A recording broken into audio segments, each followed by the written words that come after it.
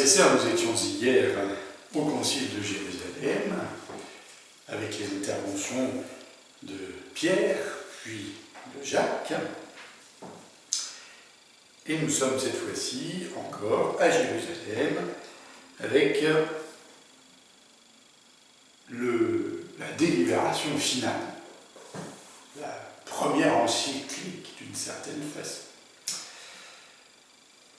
En ces jours-là, les apôtres et les anciens décidèrent avec toute l'Église de choisir parmi eux des hommes qu'ils enverraient à Antioche avec Paul et Barnabé.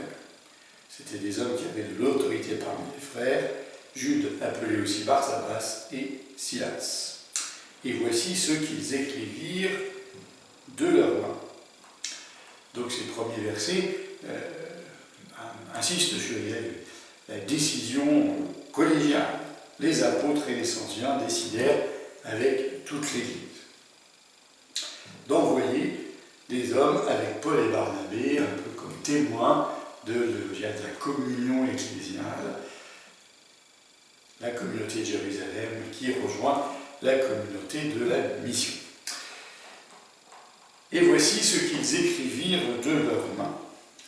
Les apôtres et les anciens, vos frères issus des nations qui résident à Antioche, en Syrie et en Cilicie, salut. Ce salut montre bien, par son énumération, qu'effectivement, cette missive est adressée aux communautés rencontrées, fondées par Paul au cours de son premier voyage missionnaire. La Syrie, Antioche, la Cilicie.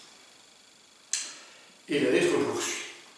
Entendu que certains des nôtres, comme nous l'avons appris, sont allés, sans aucun mandat de notre part, tenir des propos qui ont jeté chez vous le trouble et le désarroi, nous avons pris la décision, à l'unanimité, de choisir des hommes que nous envoyons chez vous, avec nos frères bien-aimés, Barnabé et Paul, eux qui ont fait don de leur vie pour le nom de notre Seigneur Jésus-Christ.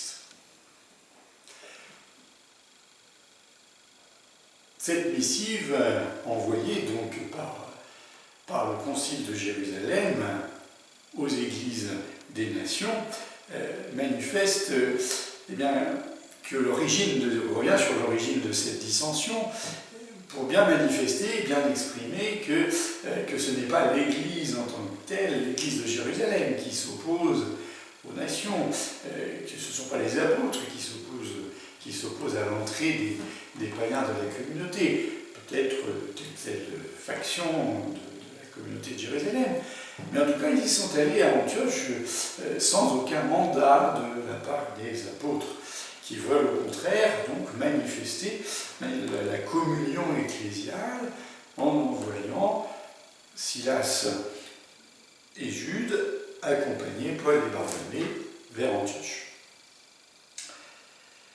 Et nous envoyons donc, poursuit la lettre, Jude et Silas, qui vous confirmeront de vive voix ce qui suit. Ils sont les porte-paroles autorisés cette fois-ci.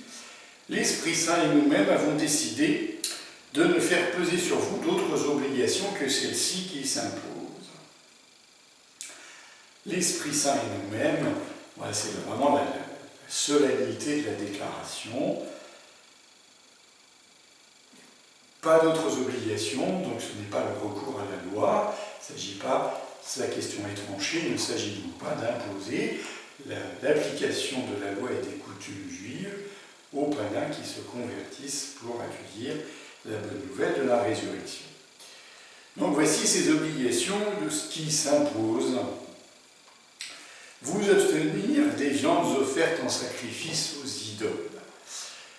Là, la question, il s'agit bien effectivement du repas sacrificiel. La lettre envoyée aux églises est plus claire que l'intervention de Jacques, qui disait simplement « Écrivons-leur de s'abstenir des souillures des idoles ». Donc là, c'est plus clair, plus précis. Il s'agit effectivement de s'abstenir des viandes offertes en sacrifice aux idoles. Puis, du sang et des viandes non saignées, qui reprend la coutume juive du sang, de ne pas consommer le sang, et des unions illégitimes, et rien d'autre. vous agirez bien si vous gardez de tout cela. Bon courage, conclut cette missive, cette première encyclique conciliaire qui manifeste aucun désir de communion ecclésiale. On laissa donc partir les délégués et ceux-ci descendirent alors à Antioche. Antioche de Syrie, c'est la plaque tournante de la vie missionnaire.